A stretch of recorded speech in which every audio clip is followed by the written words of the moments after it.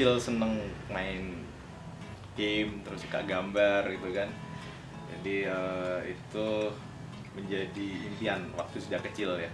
Akhirnya bergabung di industri kreatif itu sebenarnya serius itu di tahun 2009.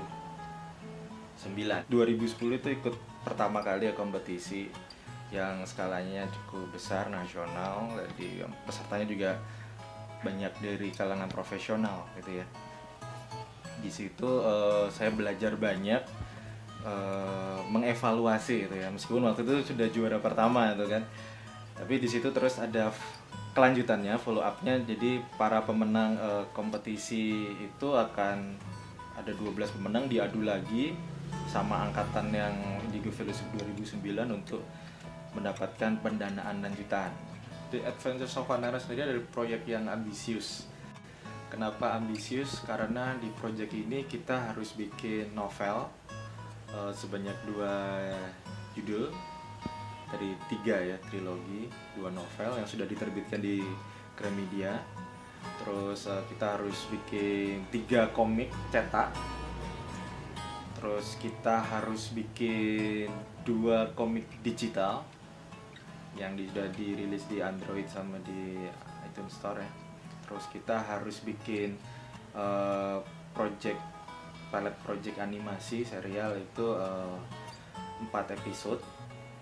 Terus kita harus bikin 1 games, judulnya Astra Mantra, itu sudah di iTunes Store juga. 5 produk, jenis produk totalnya kalau dikalikan mungkin sekitar lebih dari 10 item ya. Itu harus diselesaikan selama 9 bulan.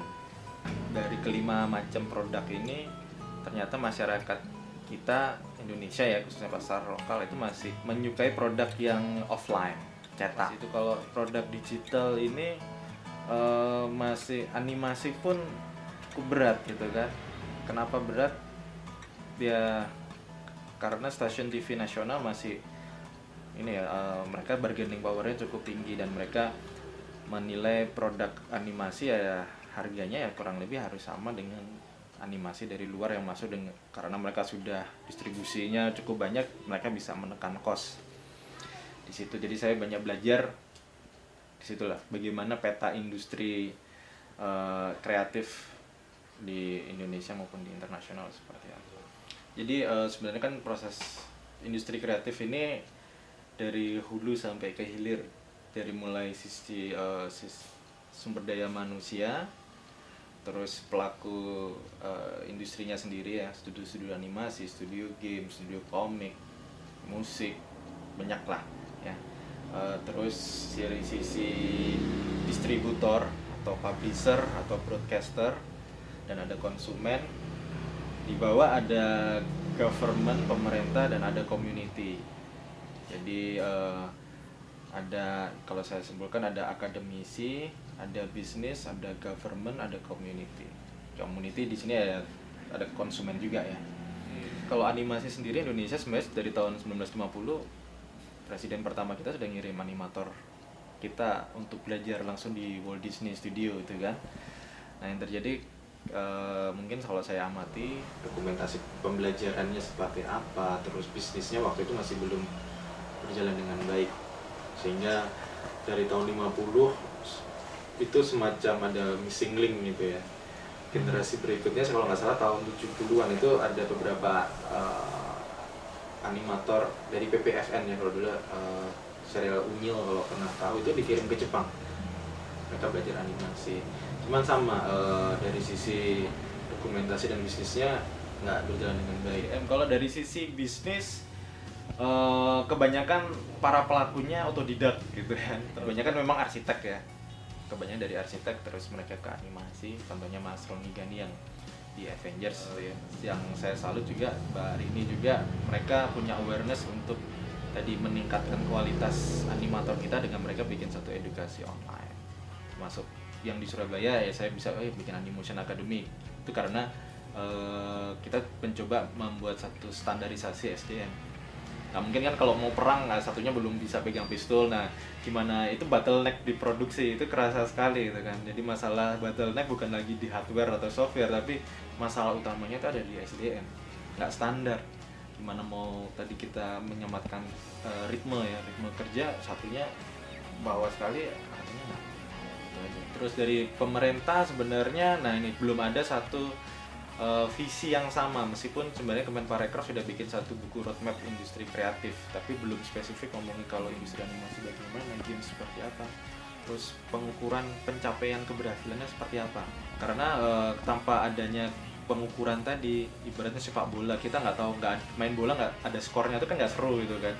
Gimana kita mau ngevaluasi buat pertandingan berikutnya kalau nggak ada sistem scoring gitu kan. Sama di industri kreatif ini, eh, pemerintah tidak membuat satu regulasi yang ada pengukuran yang secara pasti ya, sehingga percepatannya nggak dirasakan. Kita nggak mungkin ngulangi yang dari tahun 1950 sampai 1980 akhir itu missing link gitu, kita kan buang waktu kan.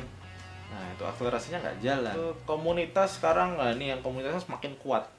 Sebenarnya ini tinggal industri kreatifnya bisa berkolaborasi dengan community aja. Tinggal sekarang kan persaingannya adalah bagaimana kita bisa membangun satu komunitas yang nantinya siap menyerap produk kreatif yang dihasil. Itu aja, kalau kita bisa menggabungkan semua elemen ini berjalan pada satu visi yang sama, itu akselerasinya cepat IP.